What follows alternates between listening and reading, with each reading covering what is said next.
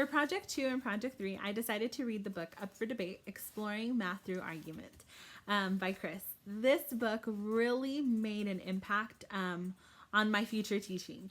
The reason why is because I feel like I learned how to incorporate conversations in a math class, and how that really helps students become better students, become better learners.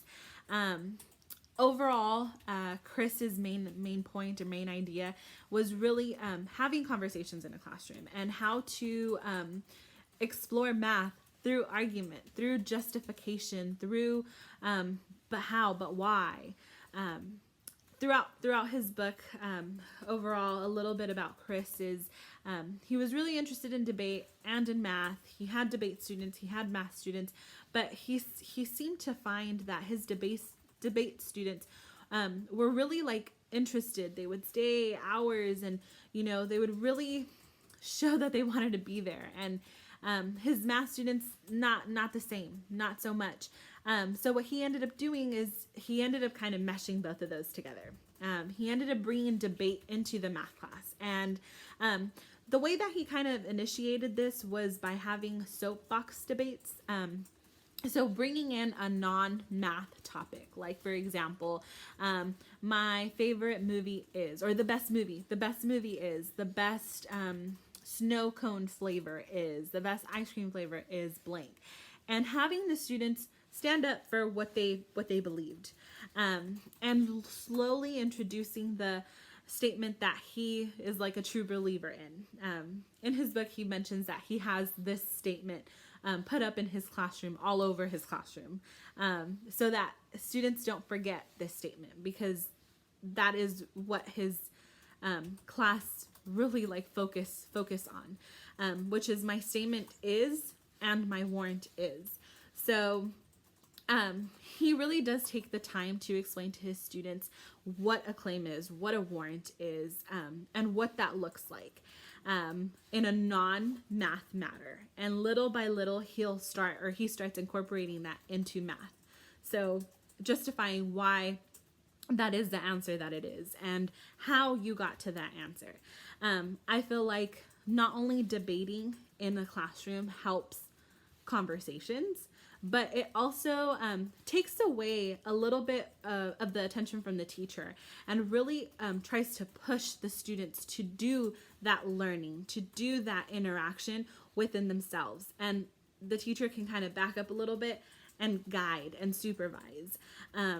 But I really liked how he was able to show us throughout the book different examples of how he incorporates this debate, or this my claim is and my warrant is, in his classroom.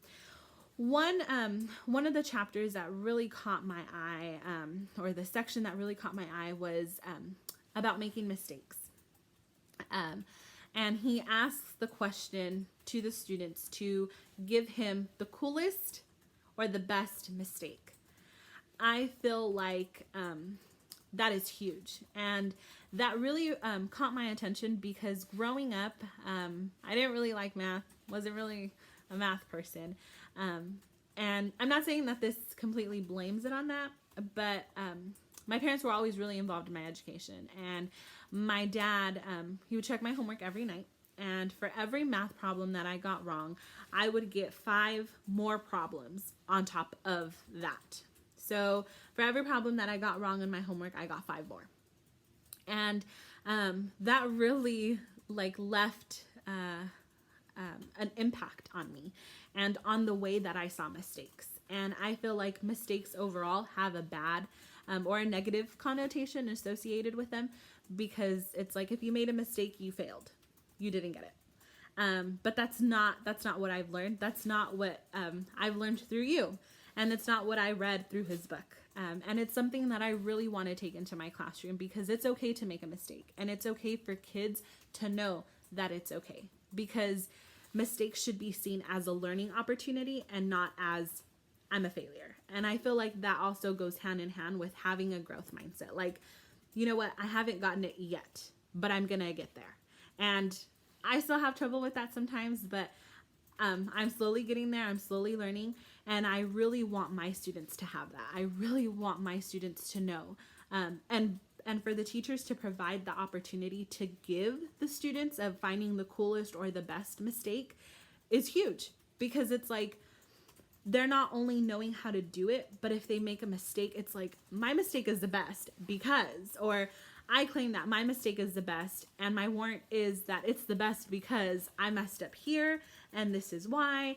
And it's like a conversation that will just take its own course in the classroom.